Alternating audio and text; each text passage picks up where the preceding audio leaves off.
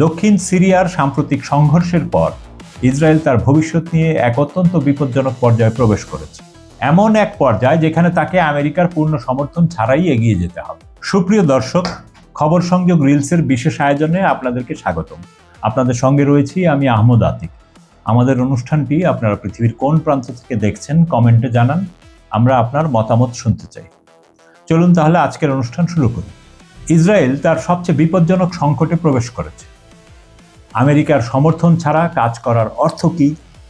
দেখুন, অ্যাক্সিওস ওয়েবসাইটের মতে মার্কিন প্রেসিডেন্ট ডোনাল্ড ট্রাম্প বেনিয়ামিন নেতানিয়াহুকে সিরিয়া থেকে ইসরায়েলি সৈন্য প্রত্যাহার শুরু করতে এবং একইভাবে লেবানন থেকে সৈন্য প্রত্যাহারের পদক্ষেপ নিতে বলেছেন। আর বন্ধুরা, এখান থেকেই আসল গল্প শুরু হয়। দক্ষিণ সিরিয়ার সাম্প্রতিক সংঘর্ষের পর ইসরায়েল তার ভবিষ্যৎ নিয়ে এক অত্যন্ত বিপজ্জনক পর্যায়ে প্রবেশ করেছে। এমন এক পর্যায় যেখানে তাকে আমেরিকার পূর্ণ সমর্থন ছাড়াই এগিয়ে যেতে হবে। কয়েক দশক ধরে ইসরায়েল সামরিক অভিযান চালাতে অভ্যস্ত, আর ওয়াশিংটন তাকে রাজনৈতিক, কূটনৈতিক এবং সামরিক সুরক্ষা দিয়ে আসছে। কিন্তু আজ পরিস্থিতি বদলে যাচ্ছে। ইসরায়েলের লক্ষ্যগুলো এখন আমেরিকার অগ্রাধিকারের সাথে সরাসরি সাংঘর্ষিক।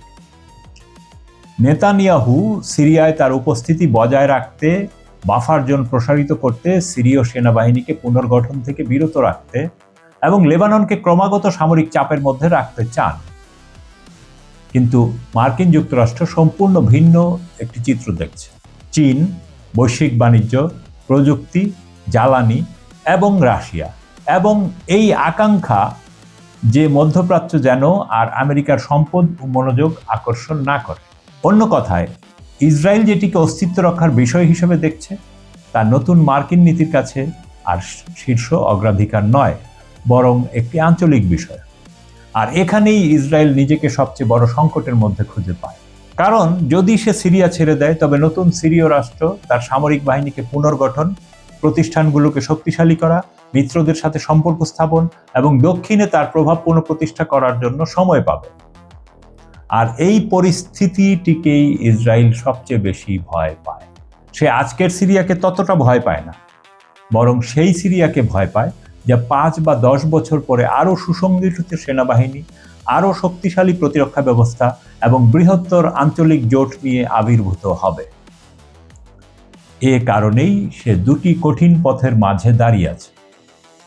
যদি সে ফিরে যায়, সিরিয়া আবার শক্তিশালী হওয়ার সুযোগ পাবে। আর যদি ইসরায়েল আমেরিকার পূর্ণ সমর্থন ছাড়া সেখানে থেকে যায়, তাহলে সে এমন এক প্রকাশ্য সংঘাতের মুখোমুখি হতে পারে যার জন্য তাকে পুরো মূল্যই দিতে হবে। যেন ওয়াশিংটন পরোক্ষভাবে নেতানিয়াহুকে বলছে, হয় আপনারা কৌশলগত লক্ষ্যগুলো পুনর্বিবেচনা করুন, অথবা নিজের যুদ্ধ নিজেই পড়ুন। ইসরায়েলের জন্য এটা শুধু আমেরিকার সাথে একটি মতবিরোধ নয়, এটা এক অস্তিত্ব সংকটের সূচনা। কারণ সিরিয়া ও লেবানন তার পুরো পরিকল্পনাটি এই ধারণার উপর ভিত্তি করে তৈরি করেছিল যে আমেরিকা যে কোনো মূল্যে তার পাশে থাকবে। কিন্তু এখন এই ধারণাটি দুর্বল হয়ে পড়েছে বলে মনে হচ্ছে। আর এটাই ইসরায়েলের আসল সংকট।